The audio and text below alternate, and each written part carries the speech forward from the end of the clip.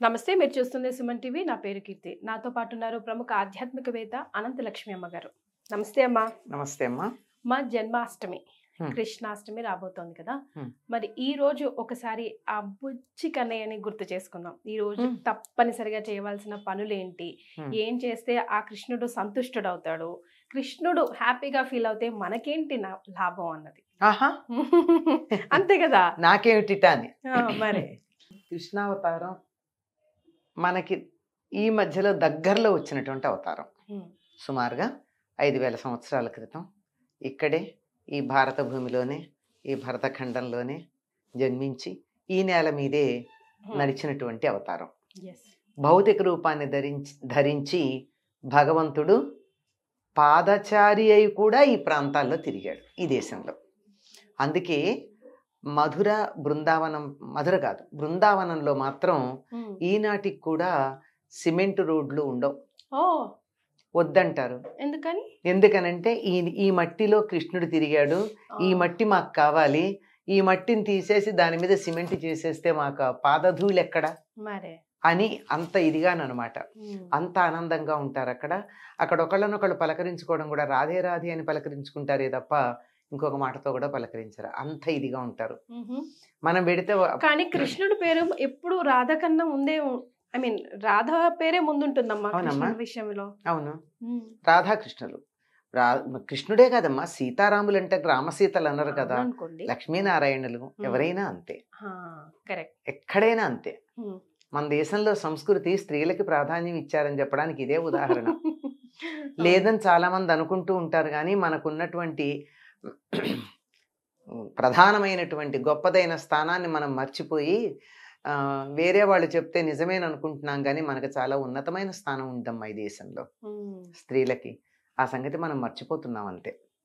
కనుక అలా ఉండేటటువంటి ఆ కృష్ణుడు ఇక్కడ తిరిగినటువంటి వాడు, ఇక్కడ ఉన్నటువంటి వాడు, మనలాగే అనేక రకాలైనటువంటి బాధలంటామా వాటన్నిటిని కూడా పడ్డవాడు. కానీ నిజానికి ఎన్ని పడినా ఏనాడు కూడా ముఖాన చిరునవ్వు మాయకుండా ఉన్నాడు. ఇతడి కష్టాలు ఉన్నాయని ఎవరన్నా చెప్తే కూడా నమ్మేట్టు ఉండదు, కానీ కష్టాలు తప్ప ఏమీ లేవు ఆయనకి. సుఖపడిన క్షణం ఉంది జీవితంలో నేను అనుకోను కృష్ణుడికి. అంటే ఎక్కువగా అందరికన్నా ఎక్కువ కష్టాలు రాముడే పడ్డారు అని అనుకుంటు. రాముడు ఏం పడ్డాడమ్మా? 14 ఏళ్ళు పడ్డాడు, అంతే కదా. 14 ఏళ్లలో కూడా కష్టపడింది ఎక్కడ? భార్య తను హాయిగా విహారం చేశారు. తర్వాత ఒక ఏడాది కష్టపడ్డాడు భార్య దూరమై. 11,000 సంవత్సరాలు జీవితంలో సుఖంగా ఉన్నటువంటి వాడు ఒక ఏడాది కష్టపడ్డాడంటే ఏమంత లెక్క? కానీ మనం క్షణం కూడా కష్టపడలేం గనక, అంత కష్టం రాముడు పడ్డాడు మనం ఊహించను కూడా ఊహించలేం గనక దాని గురించి మనం మాట్లాడుకుంటూ ఉంటాం అంతే. దానికి కృష్ణుడు పుడుతున్నాడంటేనే తల్లి తండ్రి చెరసాల్లో ఉన్నారే కదా. 6 అన్నలు చనిపోయారే, ఇతడు పుడుతున్నాడని, ఇతడు కారణంగా చనిపోయాడే. అంతకుముందు 7వ గర్భం ఇక్కడి నుంచి ఇంకో చోటకి మార్పించబడింది. తన స్థానంలో వచ్చిన అమ్మాయిని కూడా చంపే ప్రయత్నం చేయడం జరిగింది. పుట్టంగానే తల్లిదండ్రులకు దూరం అయిపోయాడే. 17వ రోజు నుంచి చంపే ప్రయత్నాలు జరిగాయి. తాను ఉన్నటువంటి ప్రదేశంలో ఇబ్బందులు కలుగుతున్నాయని గ్రామం మరో గ్రామానికి వలస వెళ్ళిపోవాల్సి వచ్చింది.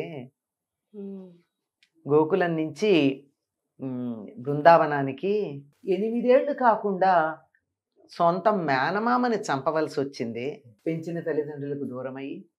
అప్పుడు కదా తల్లిదండ్రుల్ని, కన్న తల్లిదండ్రుల్ని చెరసాల నుంచి విడిపించడం జరిగింది. ఇలా ఏది చూసినా ఆయన సుఖపడినటువంటి క్షణం మనకు కనపడదు, కానీ అదంతా ఈ శరీరానికే గాని నాకు కాదు అన్నట్టున్నాడు. ఆ తర్వాత కూడా కృష్ణుడు తాను కావాలని, ఇది నాకు కావాలి అని కోరుకున్నది ఏది ఉన్నట్టు కనపడదు. ఏది తాను కావాలని కోరుకోలే, ఏది వస్తే దాన్ని అలా స్వీకరించాడు అంతే.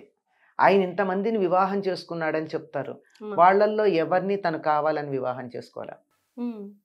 అందరూ వాళ్ళు నువ్వు మమ్మల్ని పెళ్లి చేసుకోకపోతే బతకమంటే దయతలిసి పెళ్లి చేసుకున్నాడు. రుక్మిణీదేవితో మొదలు పెడితే 16,100 మంది రాజకుమార్తెలు నరకాసురుడి చెరసాలలో ఉన్న వాళ్ళ దగ్గర నుంచి. అంతేగాని తను కావాలని అనుకోలా. కృష్ణుడు కృష్ణాష్టమి అనంగానే కృష్ణుడు మన హృదయాల్లో పుట్టాలి. ఎక్కడో పుట్టాడేమో తెలియదు 5,000 సంవత్సరాల క్రితం. ఇప్పుడు మన గుండెల్లో పుట్టాలి. మన గుండెల్లో పుట్టాలంటే కృష్ణతత్వం అర్థం కావాలి. కృష్ణతత్వం అర్థం కావాలి అంటే ఏమి జరిగినా కానీ ఇది శరీరానికే కానీ నా ఆత్మకు కాదు, జరుగుతూ ఉంటుంది. వీలైతే అనుభవిద్దాం, అనుభవించకపోతే దాన్ని ఎదిరిద్దాం, సాధిద్దాం, ప్రయత్నం చేద్దాం. కానీ నా ఆనందం, నా నవ్వు, నేను అలాగే ఉండాలి నాకు అనేటటువంటి తత్వం. అందుకే ఆయన బాలకృష్ణుడు కానీ ఇప్పుడు బాలరాముని పూజించడం మనం చూడలేదే. అవునమ్మా. కృష్ణుడిని బాలకృష్ణుడికి ఎందుకు పూజిస్తామంటే పిల్లలకి ఏ రకంగా నిన్న జరిగిన సంగతి వాళ్ళకు గుర్తుండకుండా ఆనందంగా ఉంటారో అట్లా కృష్ణుడు ఏది కూడా ముందుకు తీసుకెళ్ళి కక్షలు కార్పణ్యాలు అవేవి ముందుకు తీసుకెళ్ళి కుట్రలు కుతంత్రాలు చేయకుండా అంత స్వచ్ఛంగానే పసిపిల్లల మనస్తత్వంతో ఉండడం అనే దాన్ని ఆదర్శంగా మనం గ్రహించాల్సి ఉంటుంది. అందుకే కృష్ణుడినే మనం బాలకృష్ణుడుగానే ఎక్కువగా ఆరాధిస్తాం. అందులో ముఖ్యంగా దక్షిణ దేశంలో మనకి కృష్ణుడు అంటే బాలకృష్ణుడే. చేతిలో వెన్న ముద్ద పెట్టుకున్నవాడు కావచ్చు, పారాడుతున్నవాడు కావచ్చు, యశోద ఎత్తుకున్నవాడు కావచ్చు, లేకపోతే కాళీయమర్దనం చేస్తున్నాడు, గోవర్ధనోద్ధరణం చేస్తున్నవాడు, ఇట్లాంటి కృష్ణుడినే మనం ఎక్కువగా ఆరాధిస్తూ ఉంటాం. అటువంటి కృష్ణుడు పుట్టినటువంటి రోజుని కృష్ణ జయంతి అంటాం. దీన్ని శ్రీ జయంతి అంటాం. జయంతి అన్న పదం వాడితే కృష్ణ జన్మాష్టమి. ఇప్పుడు రాముడు పుట్టినటువంటి దాన్ని రామనవమి అంటున్నాం కానీ రామ జయంతి అంటల్లా. కృష్ణుడికి మాత్రమే జయంతి అన్న పదాన్ని మనం చక్కగా అసలు జయంతి అంటేనే కృష్ణాష్టమమ్మ. ఈ కృష్ణాష్టమిని ఆర్మీలో కూడా చాలా బాగా చేసుకుంటారు. వాళ్ళు చేసుకునే కొన్ని పండగల్లో ఇది చాలా తక్కువ చేస్తారు. ఆ చేసుకునే అన్ని మతాలవి చేస్తారు. అందులో చేసేది ఇదొకటి, అది కృష్ణుడిది. చక్కగా అలాంటి కృష్ణుడిని అంటే యుద్ధం మెలకువలు నేర్పాడుగా. అమ్మా, పార్థసారథైనటువంటి కృష్ణుడి బొమ్మ ముందు పెట్టుకుని యుద్ధం చేసిన ప్రతిసారి గెలిచాం మనం. పాకిస్తాన్తో కానీ దీంతో కానీ, ఇది మన చైనాతో కానీ. తర్వాత చైనా మన కొంత భాగాన్ని ఆక్రమించింది చూడు, ఆ సమయంలో ఈ పని చేయలే.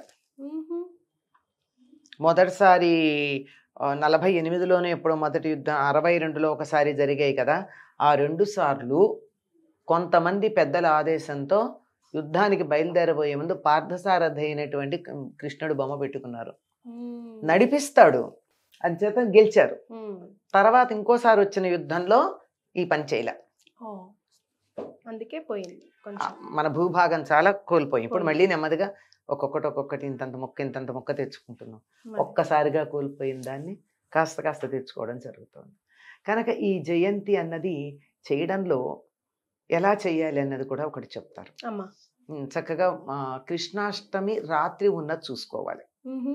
కొన్ని పండగలకి తిథి రాత్రి ఉండదు చూడాలి, లేకపోతే ఉదయానికి చూసుకుంటాం.